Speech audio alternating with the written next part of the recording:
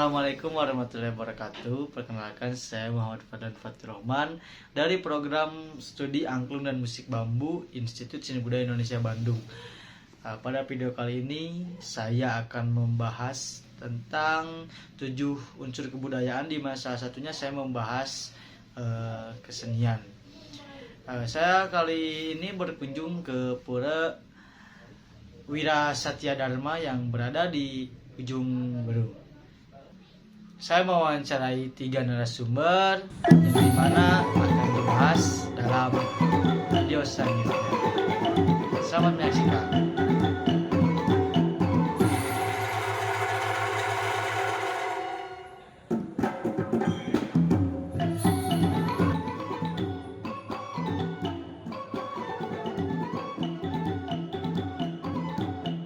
Pertama yang mau ditanyakan sebelum melihat keseniannya gitu, dalam ritual agama di Bali itu gitu, terutama agama Hindu tuh dalam keseniannya ada apa aja gitu Pak? Kenapa nih? Banyak kesenian. Nah, kesenian yang ada di Pura ini teh apa saja? iya. Ya, kalau di sini yang paling mudah kalian temui hari ini. Ya. Ini nanti ada gamelan, ada hidung, nyanyian suci, juga ada juga nanti tari-tarian, ada misalnya gitu.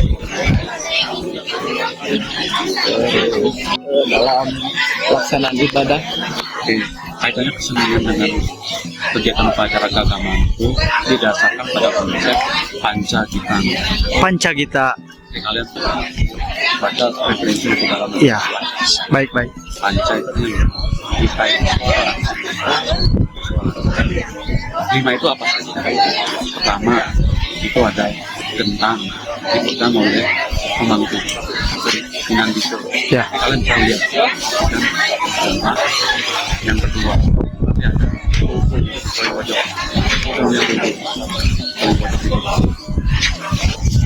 Yang di atas. Kalau kalian gampangnya mulai kentongan ini. Ya. Terus yang ketiga itu ada mantra. Mantap. Ucapan. Kemudian nanti ada apa namanya? Terakhir, pertama itu ada mantra, sulful, mantra, ada Kidung, terakhir gamelan. gamelan. Yang ada hari ini tuh gamelan.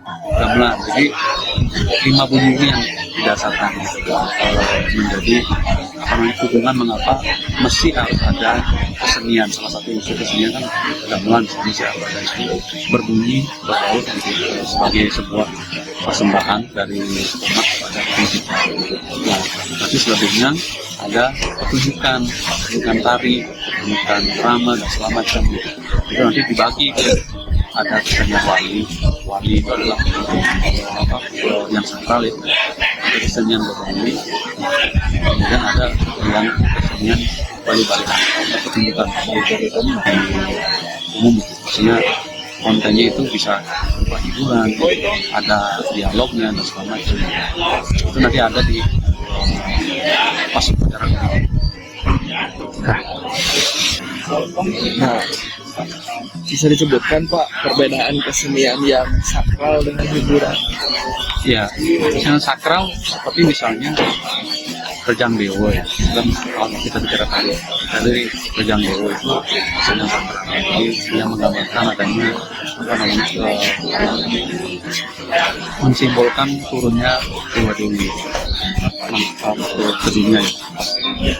Agar dilaksanakan.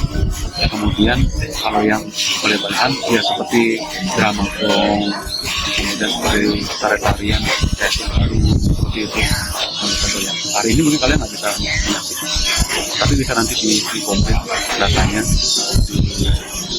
Kalau kalian akan lihat bisa melihat apapun bisa dicari di sosial media baik mana cari aja warna ke Bali balian 3 kategori itu. Oke. Lanjutnya Jack. Bagaimana kostum dan properti mendukung nilai-nilai yang tinggi? Bagaimana kostum dan properti seni mendukung nilai-nilai religius.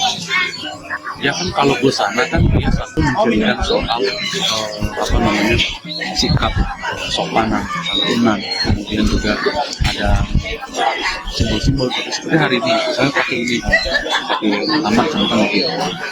Jadi simbolnya adalah untuk mengunci apa tentang niatan kita kegiatan di Oh. dan hari ini juga ada busana-busana yang melambangkan tenaga, kemudian bangunan-bangunan gitu ya. Jadi semuanya mempunyai apa namanya makna kesucian pada intinya kesucian. Jadi tidak kosong, sama seperti kalian hari ini pakai jas. Kalau kalian nggak pakai jas, misalnya pakai kaos koko, kalian dikenal sebagai mahasiswa. Iya. Ini tidak itu terletak ciri kebersihan. Intinya kalau disimpulkan dan kalau ditarik kalau nilai itu menandakan bahwa ini tanda. Oke. Mungkin mengapa masyarakat Bali menganggap kesenian sebagai sarana mendekatkan diri kepada Sang Hyang Widi? Kan apapun itu menjadi bagian ekspresi. Bangunan hari ini kalian lihat bisa bagian dari ekspresi estetik. Ibu-ibu bikin apa namanya kaitan simbol-simbol juga bagian dari ekspresi. Kesenian juga sama, bagian dari ekspresi. Ekspresi itu adalah ungkapan. Jadi berbagai perasaan, ketulusan, dan pikiran itu oleh seniman dituangkan dalam konteks bumi. Misalkan kalau di gamelan konteksnya gerak, misalkan di konteks tari atau sastra di hidung. Jadi bagian dari cara mengungkapkan atau kendaraan untuk mendekatkan diri dengan Tuhan, karena di dalam ajaran agama itu kan dikenal dengan yang namanya Triketarana. Jadi kalian cari itu Triketarana apa? Ya siapa? Ya, dia tentang komunikasi ke atas, samping ke bawah, atas itu dengan Tuhan, samping itu dengan Sesama manusia. Ini satu lagi Pak, apakah ada perbedaan kesenian yang ada di Bali sana dengan Di pura ini gitu. ada di Pulau ini? Jadi sebetulnya setiap setiap guru dengan keagamaan dia tidak mempunyai diferensiasi yang begitu jomplang ya gitu. Artinya dengan persatuan, apalagi di sini di Bandung, karena di sini kebanyakan masyarakatnya membawa budaya yang dari Bali. Jadi masing-masing misalkan mempunyai kecintaan dengan kenapa mungkin bisa dilakukan di sini. Namun tidak spesifik ada perbedaan kesenian yang betul lahir di sini dengan yang di Bali itu tidak ada. Kalau di Bali mungkin ada beberapa tempat, beberapa kesenian yang memang hanya ada di tempat itu, tumbuh di daerah itu, tumbuh karena budaya di situ. Kalau di sini tidak begitu. Banyak terjadi akulturasi tapi akulturasi di sini kecenderungan tidak begitu terlihat ya, maksudnya tidak begitu jelas dalam arti apakah ada gitu masyarakat Sunda atau mungkin Dawitan ya, jadi tidak begitu jelas. Semenjak saya di sini kurang begitu melihat aktivitas akulturasi itu gitu. Kalau dulu mungkin kalau pengalaman saya di Solo mungkin ada beberapa tradisi yang akulturasi, termasuk dari sisi penyajian sajian misalnya. Kalau di sini masih pure banget. Mungkin bisa disebutkan mayoritasnya emang asli orang Bali gitu ya Pak ya, nggak ada yang orang Sunda yang mohon maaf beragama Hindu gitu. Ya, jadi basic pengetahuan panduan itu saya lihat semuanya dari Bali semua, meskipun banyak masyarakat di sini yang tidak semuanya lahir dan tumbuh di ya tapi ada yang memang pindah agama. Kalau ya, pindah agama dari yang Muslim ke Hindu atau dari Kristen ke Hindu, yang memang juga ada orang tumbuh besar di Sunda. Ya. Bahkan di generasi sekarang yang beragama Hindu di hari ini lebih banyak yang lahir memang tumbuh di Sunda, Ya, ya. Jawa Barat. Jadi generasi yang tahun sekarang ya, 2000-an itu sudah banyak yang lahir di sini. Jadi mereka sudah dikumpulkan oleh senior-seniornya yang memang berasal dari kami, ya, dengan membawa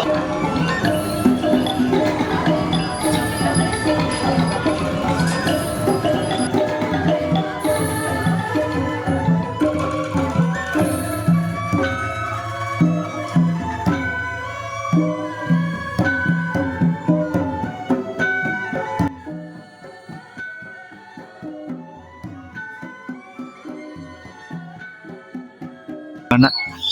Sama saya, Ya.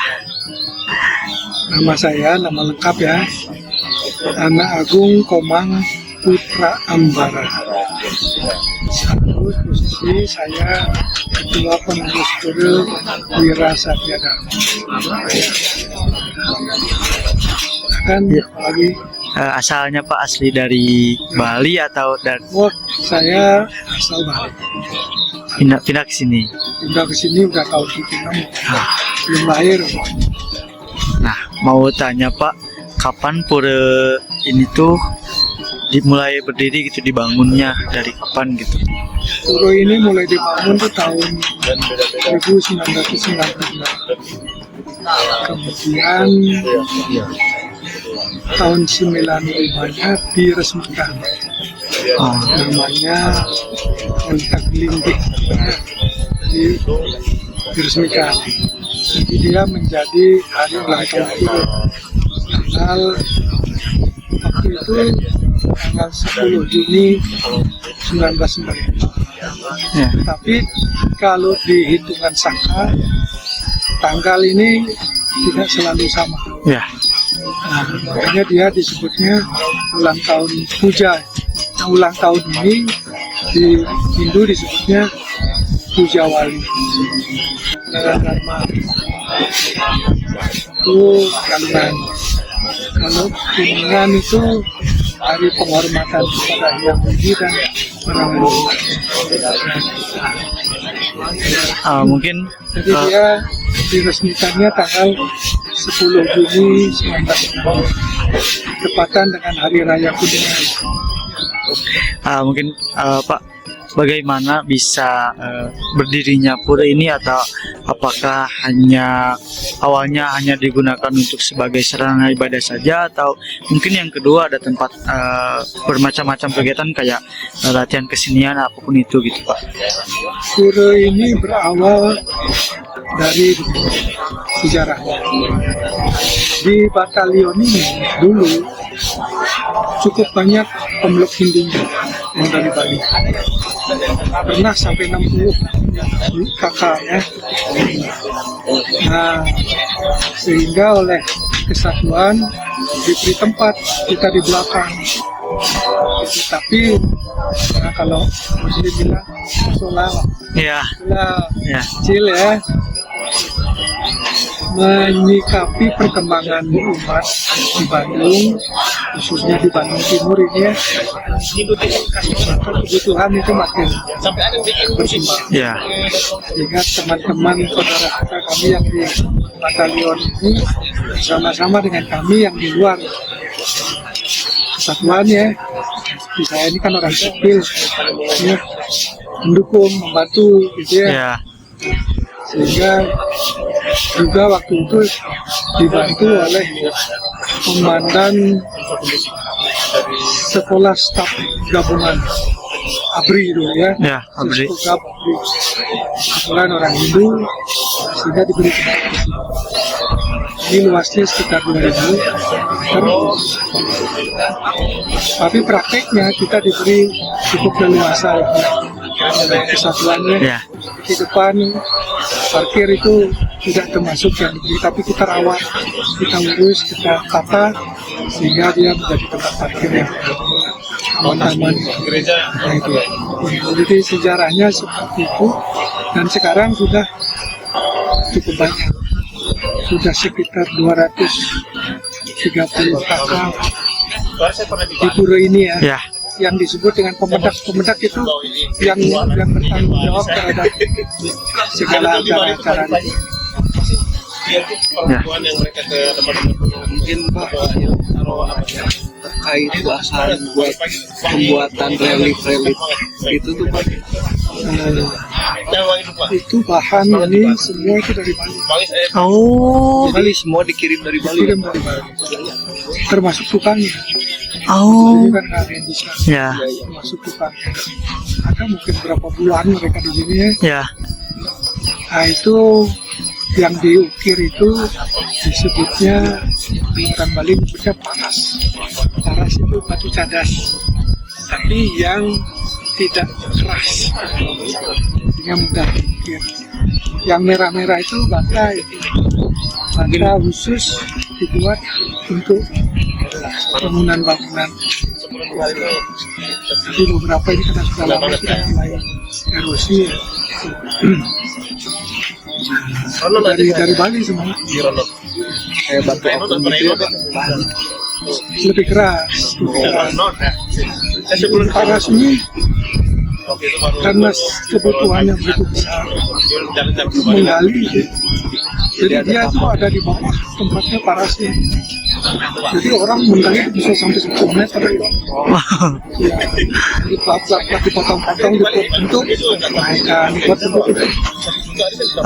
Mungkin karena ini relief juga karena keseniannya Pak, mungkin bagian dari kesenian di apa ada selama dari tahun 95 itu sampai sekarang ada yang namanya batu kan ada usianya gitu Pak. Nah ada beberapa kali Gantian. ya bukan pergantian, lebih tepatnya tuh ya gitu. Pemeliharaan. Nah ya. Secara umum belum pernah ada perawatan secara total, tapi sedikit-sedikit sudah ada yang patah. Ya, nah ini kan cukup riskan Pak. Ya. Nah, tapi secara total biasa. Renovasi. Sekarang juga banyak bangunan gini dari namanya pasir meleleh, itu pasir laut Dibekukan. keras. Oh ya. Jadi tempel langsung ukir, tempel nggak bisa ditunda itu karena ditunda keras. Ya. Terus pasir meleleh. Berarti Waktu bangun ini relatif belum ngetren. Karena ini bisa disebutkan tua ya Pak ya, udah berumur gitu. Berarti kalau secara renovasi besar mungkin belum pernah ya. Tapi kalau pemeliharaan mah ya wajib gitu ya, pasti ada gitu. Ya gitu. Aku mau nanya terkait itu Pak, mungkin kayak ukiran-ukiran yang di bangunan sebelah ada bahan khusus tertentu kayak kayunya yang bagus itu sebenarnya kayu nangka. Sama kayak kendang berarti ya, Ya. kendang Sunda. Nangka ini kita cari begitu Gunung Manglayang. Oh iya. Carinya. Cuman di sini juga susah cari yang tinggi. Ya. Itu kan nangka yang bagus. Ya. Itu diukirnya kalau yang seperti ininya cabang-cabang Tiang-tiangnya. diukir itu beli. Oh. Jadi ada yang khusus kualitasnya. Sebenarnya semuanya ada yang jual kembali. Cuman hitung-hitungan biaya aja. Bagus dijual sendiri Atau beli. ya. Ininya saja. Ya. Nah yang lain kan sifatnya yang profil aja. Ya. Tidak ada ukiran. Mungkin yang terakhir Pak, pertanyaan yang terakhir, kesenian di sini tuh gitu Pak, yang akan ditampilkan hari ini tuh ada apa aja ya? Keseniannya Pak Komang. Udah nanya ke Pak Komang, sekarang nanya ke Bapak, biar Semua ya biar akurat. ya karena begini, seksi kesenian udah diserahkan ke beliau yang mengatur itu ya. Mungkin Pak, aku mau nanya terkait akulturasi. Apakah sudah terjadi akulturasi gitu di pura ini? Akulturasi itu Ya, percampuran budaya Sunda sama Bali gitu. ya mungkin ada tapi kecil. Sebenarnya kita welcome, terbuka. Memang pernah beberapa kali itu Sunda Wiwitan ke sini ikut sembahyang. Ya. Dalam event-event tertentu. Nah kemudian akulturasi lain adalah kita selalu mengikuti acara Sunda Wiwitan yang disebut dengan apa namanya peta bumi itu ya. Ya. Petakan bumi lama Petakan bumi yang di Kabupaten Perahu. Saya pernah ikut sekali. Jadi secara ini ada komunikasi dengan antar lembaganya. Ya. Tapi kitanya masih secara individu. Itu tidak merubah struktur yang keagamaan yang di Bali juga gitu ya Pak, dengan hadirnya Sunda Wiwitan. Undang kita mau siapa saja asal punya niat baik ya. Ya. Silakan. Cuman asal kita mau mengikuti tata cara. Seperti itu mungkin Pak yang ditanyain. Terima kasih banyak sudah. Mohon maaf ya mengganggu waktunya. Ini kebetulan lagi hari baik. Iya. Ada yang ini ayah, Ya. Oh nggak ya. oyong ini ayah.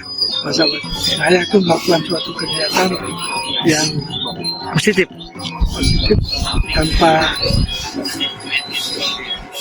imbalan Ya. karena pengabdian kita. Ya. Selamat siang. Boleh perkenalkan dulu siapa Bapak dan mungkin di sini sebagai apa gitu ya Pak? Om Swastiastu, saya Lieutenant Kolonel Bapak Jenderal Munawirawan Dina Manasawan SAG, kebetulan di Puro sebagai Binabikda di Puro Desa Satarama ini. Pertanyaan pertama mungkin Pak yang sangat umum gitu Pak. Di balik pembuatan ini tuh dari tadi yang saya sama teman saya udah ngobrol sama Pak Agung bahwa ini tuh emang betul dari Bali gitu ya Pak, semua bahan-bahan gitu yang ada di pura ini. Proses pembangunan Puro ini bahan-bahannya kan tidak ada di Bandung nih. Ya. Cadas, batu merah, bata merah itu kan tidak ada di Bandung, sehingga didatangkan dari termasuk tukang pengerjaannya pun dari, karena yang tahu persis tentang pembuatan arsitektur pura adalah orang Bali. Ya. Nah, luar Bali dia belum bisa membuat seperti ini. Jadi semua bahan datang dari, kecuali kayu-kayu yang tidak diukir gitu dari pula itu bisa pakai. Ya. Mungkin Pak kalau pertanyaan secara rinci mungkin terlalu detail dan lama mungkin ya. Perbedaan yang ini tuh apa nama candi ya Pak namanya? Ini namanya Padmasana, Padmasana. Kalau yang kecilnya? namanya Adipura. Oh. Ini istana itu yang Widiwasa Tuhan Yang Maha. Oh. Di sana sebagai penjaganya. Jadi Oh. manifestasinya. Jadi di sini dulu kalau orang-orang yang masuk berniat tidak baik akan ketahuan gitu. Oh ya. Kalau yang sebelah sana Pak yang ada itu maaf aku tunjuk pakai. Candi Kurung itu dari begitu masuk ke sana ada Candi Bentar ya. Ya. Candi Bentar itu candi yang berbeda. Ya. Maknanya secara filosofis adalah setiap yang masuk ke pulau ini harus memisahkan pikiran yang tidak baik, pikiran, perkataan, perbuatan yang tidak baik. Oh. Jangan sampai dibawa masuk Ke pura. sampai di Madya Mandala namanya itu. Ya. Nah, tapi fokus lagi masuk ke utama Mandala ini sudah fokus suci itu hanya untuk memuja Tuhan, tapi tidak boleh ngomongin orang lain, Ya. membicarakan yang tidak baik. Sudah namanya di sini fokus untuk suci. Sehingga sampai di sini kita berharap orang yang masuk ke ini sudah suci semua pikirannya, Ya. katanya, perbuatannya. Kalau dulu namanya Trikaya Parisuta. 3 tingkah laku yang harus disucikan. Pertama kayika, berbuat sekali. Yang kedua wajika, berkata yang baik. Yang ketiga adalah manajika, berpikir yang baik dan benar. Sehingga orang yang masuk sini sudah tiga-tiganya sudah baik. Izin Mas terkait pintu yang di gerbang ini, kapan dibukanya, terus apakah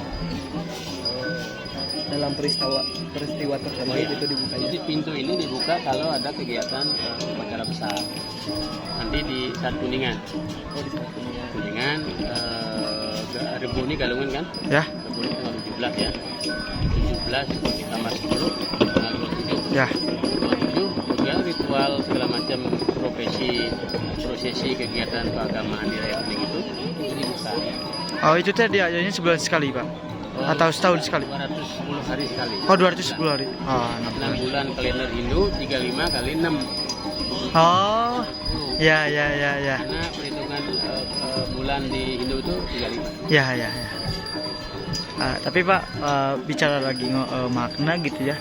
Mungkin salah satu simbol kesenian Bali juga kan kayak kain-kain, kayak kalau dari Sunda tuh umbul-umbul gitu ya, kayak gini payung.